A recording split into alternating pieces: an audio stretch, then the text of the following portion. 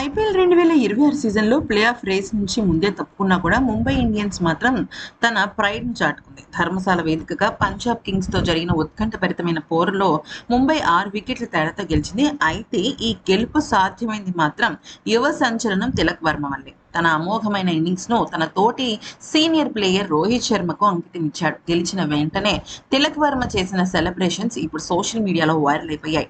ఈ మ్యాచ్లో రోహిత్ శర్మ బ్యాటింగ్లో చాలా తీవ్రంగా ఇబ్బంది పడ్డాడు. 26 బంతుల్లో కేవలం 25 పరుగులు మాత్రమే చేసి నిరాశగా వెనుతిరిగాడు. ధర్మశాల పిచ్ పైన రోహిత్ టైమింగ్ కుదరక సతమతమవుతున్న వేళ తిలక్ వర్మ బాధ్యత తీసుకున్నాడు. లక్ష్య ఛేదనకు ఆఖరి 5 ఓవర్లలో 80 పరుగులు కావాల్సిన దశలో విధ్వంసం సృష్టించాడు. విజయం ఖాయమయ్యాక తిలక్ వర్మ గాల్లో ఎగిరి తన ఆనందాన్ని వ్యక్తం చేశాడు. అందరితో ఆగకుండా డగౌట్ వైపు చూస్తూ ఇక తన వేళ్లను 45 అంటే రోహిత్ జెర్సీ నెంబర్ అని సైగ చేశాడు. అయితే ఇక తన ఫామ్ నేమ్తో ఇబ్బంది పడుతున్న సీనియర్ ప్లేయర్ రోహిత్ శర్మను ఉత్సాహపరిచేందుకే తిలక్ ఈ పని చేసినట్టు తర్వాత మీడియా బ్రాడ్కాస్టింగ్తో చెప్పాడు.